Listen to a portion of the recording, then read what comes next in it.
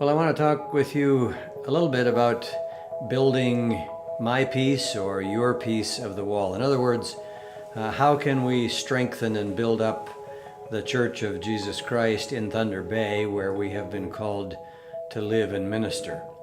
The story of Nehemiah is one of my favorite stories in the Bible, and it's a wonderful story of how the people of God worked together with God to see the rebuilding, in that case, of the walls of Jerusalem.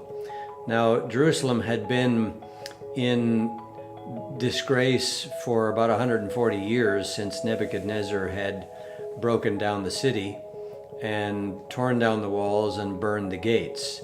And so Nehemiah, who was in exile at this point in time, was visited by some of his friends from Jerusalem, and he asked them about the situation in Jerusalem, and they said, well, things are bad. The people are in disgrace, the walls are broken down, the gates are burned. And following that, we're told that Nehemiah sat down and mourned and fasted and wept and prayed for many days. And then following that, a number of weeks later actually, he went into the king, and the king noticed that he was downcast and asked about it. And as a result of Nehemiah's prayers, the king was very favorable to Nehemiah and commissioned him to go back to Jerusalem and rebuild the city of Jerusalem, rebuild the walls. And so Nehemiah did that. He went back and brought the vision of rebuilding to his people, who had been living in the midst of that brokenness and mess and disgrace for years and years. The city had been like that for 140 years, and no one had been rebuilding it.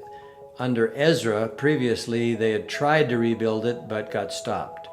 And so now Nehemiah's call to getting together and rebuild was picked up by the people, and they got together and began to work. And we're told that the goldsmiths and the perfume makers and the ladies and the priests and the Levites and all the different people began to build on the section of the wall that was right in front of where they lived.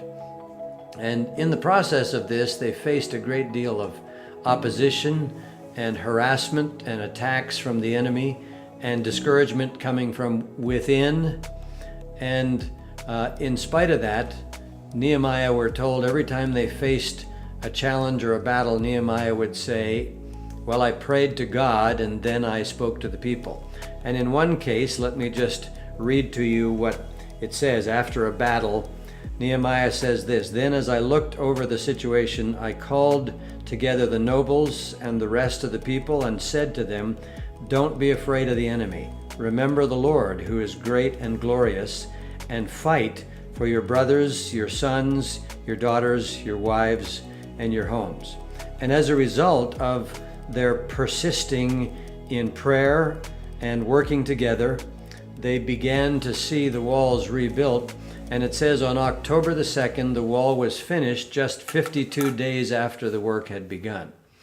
Well, the question here is, who rebuilt the walls? Did God do it, or did the people do it? Well, the answer clearly is together they did it. If the people hadn't gotten together and begun working wholeheartedly, would God have rebuilt the walls for them? No, he would not have.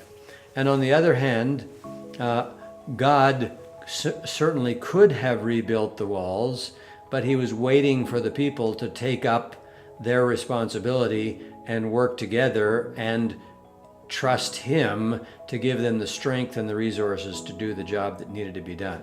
So as we face the challenges of our city, the things that we face, the addictions, the brokenness, the suicides, all of the things that we hear in the news, if we come together and seek the face of God and commit ourselves to working wholeheartedly, I'm convinced that we can see the Church of Jesus strengthened in this city and the city built up, so that eventually it will happen here as it happened in Nehemiah's day, because we read that after the walls were rebuilt, the enemies of the Jews were frightened and humiliated and put off because they realized that God had worked with the Jews to rebuild the walls.